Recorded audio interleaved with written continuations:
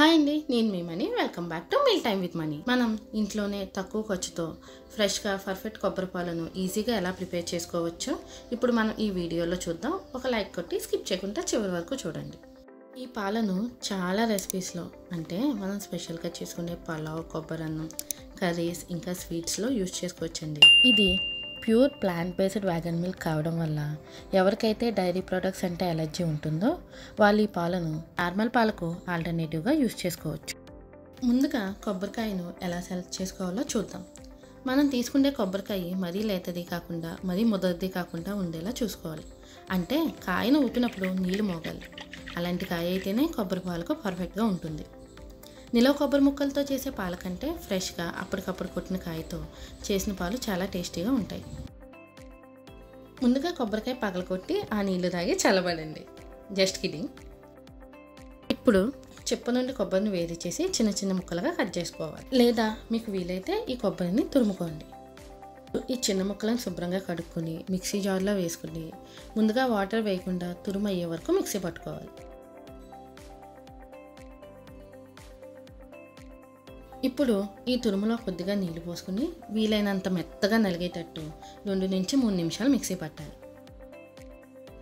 బాగా నలిగిన కొబ్బరిని మంచి కాటన్ క్లాత్లో లేదా జ్యూస్ స్ట్రైనర్లో వేసుకుని వడకట్టుకోవాలి. స్ట్రైనర్ కంటే క్లాత్ అయితే వడకట్టుకోవడం చాలా ఈజీగా ఉంటుంది. నేను ఇక్కడ వడకట్టుకోవడానికి జ్యూస్ స్ట్రైనర్ని యూజ్ చేశాను. మీరైతే వీలైతే క్లాత్ యూజ్ చేసుకోండి. వడకట్టిన కొబ్బరి పిప్పుని మళ్ళీ మిక్సీ జార్లో వేసుకుని నీళ్ళు యాడ్ చేసుకుని బాగా మెత్తగా వచ్చేంత వరకు 2 లేదా 3 నిమిషాలు మరొకసారి మిక్సీ పట్టాలి. ఈ నలిగిన కొబ్బరిని మనం ముందు చేసిన విధంగానే మరొకసారి వడకట్టుకోవాలండి. చిక్కని టేస్టీ కొబ్బరి పాలు కోసం కొబ్బరిని 2 లేదా 3 సార్లు మిక్సీ పట్టుకోవాలి. అందుకంటే ఎక్కువ సార్లు అయితే పాలు పలచగా అయిపోతాయి. నార్మల్ పాలను యూజ్ చేసే ఆల్మోస్ట్ అన్ని రెసిపీస్లో కూడా ఈ కొబ్బరి పాలను యూజ్ చేసుకోవచ్చు.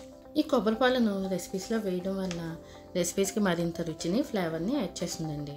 ఈ వడకెట్టిన పాలను ఫైనల్గా మరొకసారి వడకెట్టుకుంటే ఏమైనా తురుముంటే ఫిల్టర్ అయిపోయి ప్యూర్ పాలు వస్తాయి.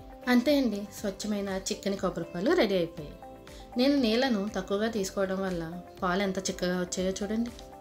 ఈ పాలను రెసిపీస్లో యూజ్ చేసుకోవచ్చు లేదా ఇలా ఉత్తిగానే తాగేయచ్చు. కావాలంటే టేస్ట్ కోసం కొంచెం బెల్లం యాడ్ చేసుకుని కూడా తాగొచ్చు. కొబ్బరి పాలలో పోషకాలు చాలా పుష్కలంగా ఉంటాయండి. అందువల్ల పిల్లలు, పెద్దలు ఈ పాలు తీసుకోవడం వల్ల ఆరోగ్యానికి చాలా మంచిది. నార్మల్ పాలు బదులు ఈ కొబ్బరి పాలతో కూడా కాఫీ, టీ మరియు పెరుగు కూడా తయారు చేసుకోవచ్చు. ఈ వీడియో కనుక మీకు నచ్చినట్టయితే లైక్ చేసి మీ ఫ్రెండ్స్కి షేర్ చేయండి. మరిన్ని రెసిపీస్ కోసం ఈ ఛానల్ని సబ్స్క్రైబ్ చేసుకోండి. ప్లీజ్ లైక్, షేర్, సబ్స్క్రైబ్ చేయండి.